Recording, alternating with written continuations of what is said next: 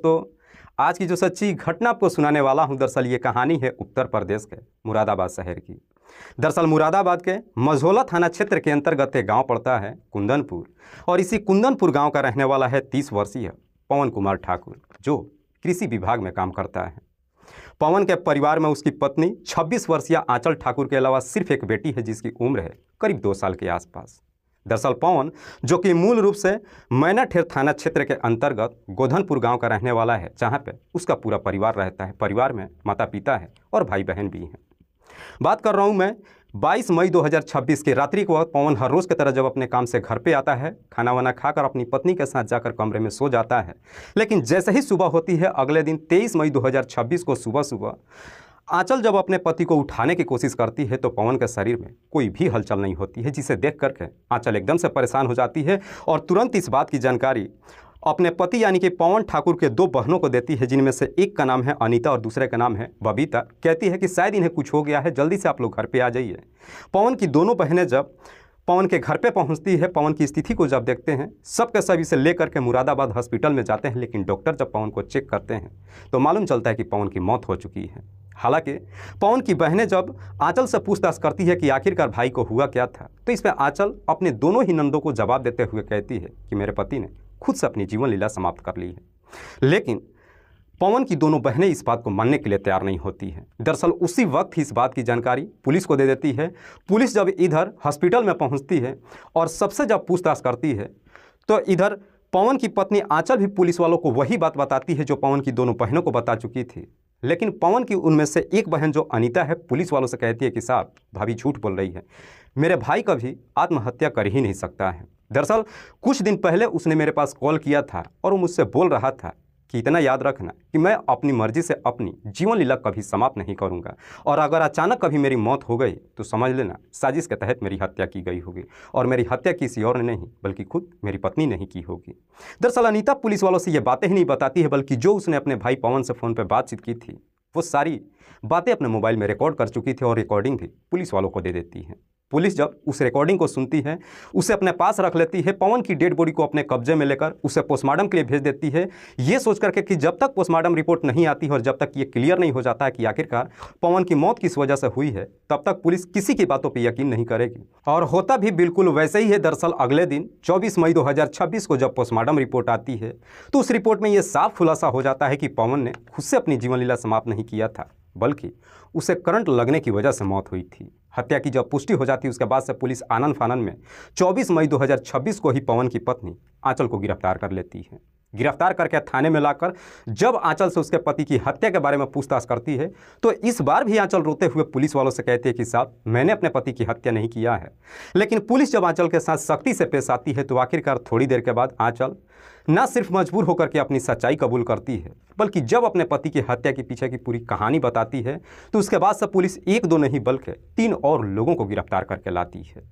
दरअसल इस कहानी की शुरुआत होती है साल 2020 में, तब जब पवन की शादी आंचल से होती है। आंचल, जो कि मूल रूप से संभल जिले के हजरतनगर गढ़ी थाना क्षेत्र के अंतर्गत बटौआ गांव की रहने वाली है। साल 2020 में पवन आंचल से शादी कर अपने घर लेकर के आता है और फिर बेहतर तरीके से समय गुजरने भी लगता है। जब 2 साल का समय गुजरता है, आंचल एक बेटी को जन्म देती है। लेकिन जैसे ही लगभग 1 साल का और समय गुजरता है, घटना से ठीक लगभग 2 साल पहले ही आंचल का खुद उसके पति जो पवन कुमार ठाकुर है, दरअसल पवन के सगे भतीजे जिसका नाम है अंकित ठाकुर, उम्र है करीब 24 साल के आसपास। दरअसल आंचल का अपने भतीजे अंकित के साथ में अफेयर शुरू हो जाती है। दोनों एक दूसरे से बातचीत करने लगते हैं। इधर पवन चूंकि दिन भर अपने काम में रहता है, घर में आंचल अकेले रहती थी, इसलिए उसके अपने भतीजे अंकित से मुलाकात करने में कोई दिक्कत नहीं होती थी। और बहुत जल्द वो भी समय आता है जब घर के अंदर ही आंचल का उसके भतीजे अंकित के साथ में अवैध संबंध बन जाता है। और एक बार जब यह सिलसिला शुरू होता है उसके बाद से कभी भी रुकने का नाम नहीं लेता है। लगभग यह सिलसिला 1 साल तक चलता है, लेकिन इस बात की जानकारी कानों कान किसी को खबर नहीं होती है। लेकिन कहते हैं कि इश्क और मुश्क कभी छुपाए नहीं छुपता है। जैसे ही 1 साल का समय गुजरता है, एक दिन पवन ठाकुर अचानक जब दोपहर के वक्त अपने घर पे पहुंच जाता है तो घर के अंदर ही अपनी पत्नी को खुद अपने भतीजे अंकित के साथ आपत्तिजनक स्थिति में देख लेता है। और पवन ठाकुर जैसे इस तरह की नज़ारा देखता है, देखकर उसके पैरों तले ज़मीन खिसक जाती है। अपने भतीजे को फटकार लगाकर घर से बाहर तो निकालता है, लेकिन साथ ही साथ अपनी पत्नी को भी काफ़ी डांट फटकार लगाता है। लेकिन जानते हैं, जब अपनी पत्नी को डांट फटकार लगाता है तो इधर आंचल अपनी गलतियों को स्वीकार करने के बजाय अपने पति से ही लड़ झगड़ बैठती है। दरअसल शायद तब तक देर हो चुकी थी, क्योंकि आंचल और अंकित एक दूसरे के साथ ज़िंदगी व्यतीत करने का फैसला कर चुके थे, यानी कि शादी करने का फैसला कर चुके थे। जब पवन अपनी पत्नी के ऊपर दबाव डालता है कि उसके भतीजे से ना बातचीत करे, ना मुलाकात करे,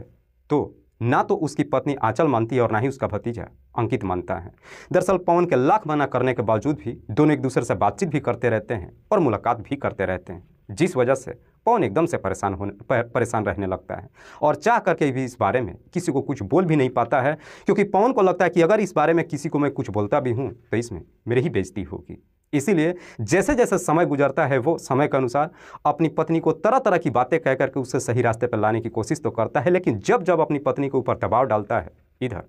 आंचल एकदम से बेचैन हो उठती है। दरअसल अपने पति से इस प्रकार से तंग हो जाती है कि आखिरकार वो अपने पति से छुटकारा पाने के लिए अब तरह तरह के ख्यालात बनाने लगती है, तरह तरह के तरकीबें बनाने लगती है। इधर जब आंचल के अंदर कोई सुधार नहीं होती है तो आखिरकार एक दिन खुद पवन अपनी दोनों बहनों के नंबर पर कॉल करता है और सारी बात उन्हें बताते हुए कहता है कि आगे चल करके अगर मुझे मौत हो जाती है तो गलती से भी ये मत तुम लोग समझना कि मैंने खुद से अपनी जीवन लीला समाप्त कर लिया है। दरअसल मैं अपनी जीवन लीला तो कभी समाप्त कर ही नहीं सकता हूँ, लेकिन अचानक कभी अगर मेरी मौत हो जाती है तो ये मान के चलना कि मेरी साजिश के तहत हत्या की गई है। लेकिन पवन खुल करके अपनी बहनों से नहीं बता पाता है कि आखिरकार उसे मारना कौन चाहता है। दरअसल अपनी पत्नी की हरकतों को देखकर उसे अंदेशा हो चुका था कि शायद उसकी पत्नी उसे नुकसान पहुंचा सकती है। इधर जैसे ही लगभग 6 महीने का समय गुजरता है और रिश्तों में जब कोई सुधार नहीं होती है, इधर आंचल को भी जब लगता है कि उसका पति अब बिल्कुल नहीं मानने वाला है, अंकित से मुलाकात करने के लिए हर बार ही रोक टोक करता रहेगा, तो आखिरकार आंचल मजबूर होकर के अपने पति को ही मारने का फैसला कर लेती है। और घटना से ठीक लगभग 15 दिन पहले आंचल अपने मायके में चली जाती है और जाकर के अपनी छोटी बहन शिखा से बातचीत करती है। शिखा जिसकी उम्र है करीब 19 साल के आसपास, शादीशुदा तो नहीं है, लेकिन शिखा का भी एक लड़के के साथ में अफेयर चल रहा है जिसका नाम है अजय दिवाकर, जो मझोला के ही जयंतीपुर इलाके का रहने वाला है। दरअसल अपनी बहन से ये सारी बातें बताते हुए जब कहती है कि मैं अपने पति से छुटकारा पाना चाहती हूँ, उसे मारना चाहती हूँ, मुझे तुम्हारी मदद चाहिए, तो इसमें शिखा उसका साथ देने के लिए तैयार तो हो जाती है, लेकिन उससे साथ ही साथ ये भी सवाल करती है कि बताओ इसमें मेरा क्या फ़ायदा होगा। इस पे आंचल अपनी बहन को जवाब देते हुए कहती है कि अगर तुम मेरा साथ देती हो तो उसके बाद से जो तुम कहोगी मैं तुम्हारे लिए कर दूंगी।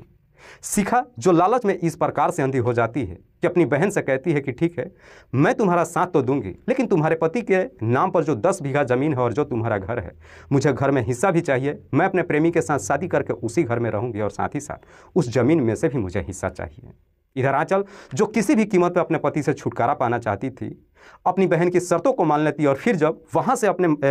पति के पास यानी कि अपने ससुराल में जब आती है तो अपनी बहन को साथ लेकर के आती है और फिर दोनों बहन मिल करके पवन को इस दुनिया से हटाने के लिए एक सही मौके का इंतजार करने लगते हैं। और साथ ही साथ इधर शिखा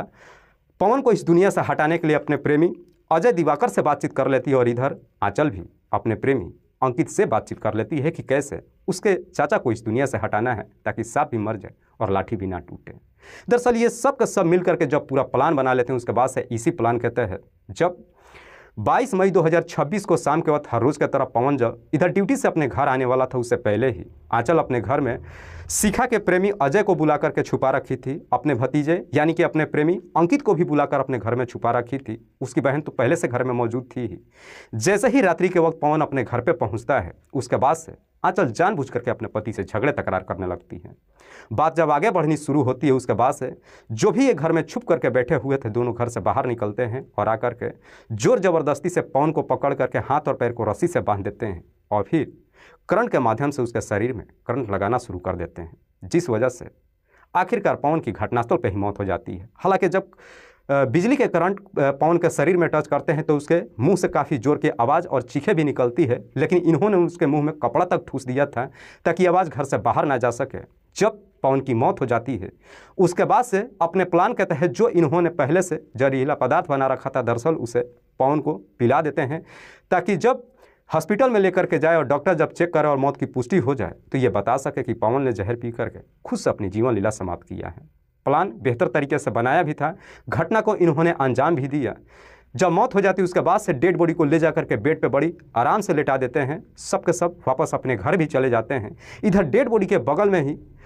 आंचल और उसकी बहन शिखा पूरी रात बैठे रहते हैं और जैसे ही सुबह होती है उसके बाद से आंचल अपने प्लान कहता है सुबह सुबह ही 23 मई 2026 को सबसे पहले पवन की दोनों बहनें अनीता और बबीता के नंबर पे कॉल करती है और नाटकीय अंदाज में रोते हुए कहती है कि न जाने क्या तुम्हारे भैया को हो गया है। ऐसा लग रहा है कि शायद उन्होंने जहरीला पदार्थ पी लिया है जिस वजह से उनकी मौत हो चुकी है। जितना जल्द हो सके आप लोग आ जाइए। जब ये सारी बातें बताती उसके बाद से पवन की दोनों बहनें पवन के घर पर जाती तो है, लेकिन पवन को लेकर के सीधे मुरादाबाद के हॉस्पिटल में पहुँच जाती है। लेकिन हॉस्पिटल में भी डॉक्टर जब मौत की पुष्टि कर देते हैं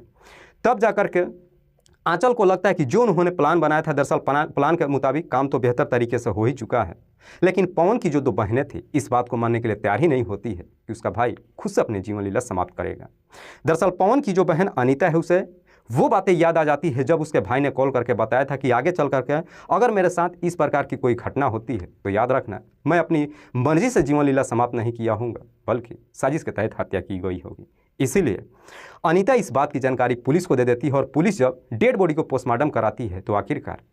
मौत में हत्या की पुष्टि हो जाती है। वाकई में आंचल जब ये पूरी कहानी पुलिस को बताती है उसके बाद सब पुलिस अब आंचल के ही तहरीर पर उसकी छोटी बहन शिखा को तो गिरफ्तार करती है, साथ ही साथ शिखा के प्रेमी अजय दिवाकर को भी गिरफ्तार करती है जो पवन का भतीजा है अंकित ठाकुर, यानी कि आंचल का जो प्रेमी है अंकित ठाकुर। पुलिस इसे भी गिरफ्तार करती है। पुलिस जब इन तीनों आरोपियों को गिरफ्तार करके थाने में लेकर आती है और जब इनसे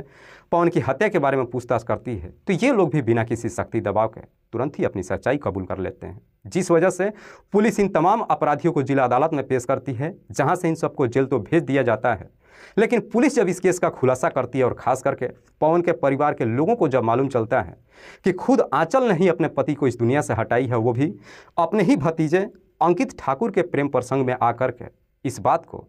पवन के परिवार वाले मानने के लिए तैयार नहीं होते हैं। लेकिन थाने में जाकर के जब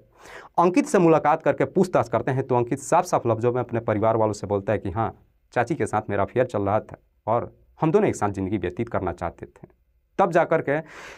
अंकित के परिवार वाले एकदम से गुस्से में आ जाते हैं और अंकित को फटकार लगाते हुए कहते हैं कि तुझे शर्म आनी चाहिए, तूने इज्जत की मान मर्यादा ताक पे रख दिया। अब ज़रा सोच के बता कि हम समाज में किसी को कैसे मुंह दिखाए पाएंगे।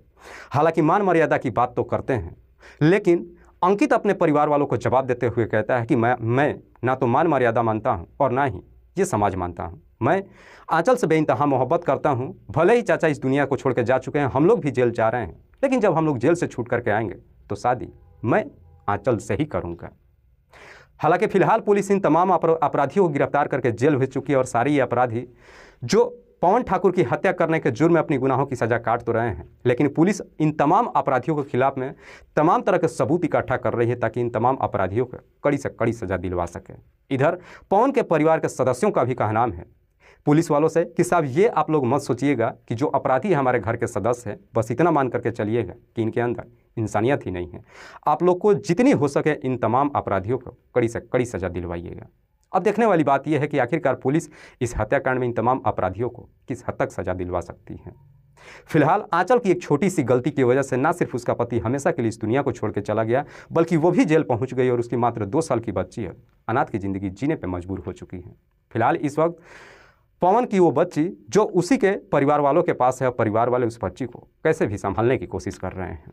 दोस्तों, इस घटना को सुनाने का उद्देश्य ना तो मुझे किसी को परेशान करना है, ना ही किसी को कोई तकलीफ पहुंचानी है। बस आपको बताना है आप जहां भी रहें सुरक्षित रहें और ख़ास करके अपने परिवार का ख्याल जरूर रखें। साथ ही साथ इस वीडियो के अंत में आपसे एक रिक्वेस्ट करता हूं कि अगर ये वीडियो आपको पसंद आती है तो इस वीडियो को लाइक करने के बाद चैनल को सब्सक्राइब जरूर कर लीजिएगा, क्योंकि इस चैनल पर आपको हमेशा ही ताज़ा अपडेट क्राइम घटनाओं के बारे में जानकारियाँ मिलती रहती हैं। बाकी इस पूरी घटना के बारे में अगर आप अपनी राय देना चाहते हैं तो हमें कमेंट बॉक्स में ज़रूर दीजिएगा।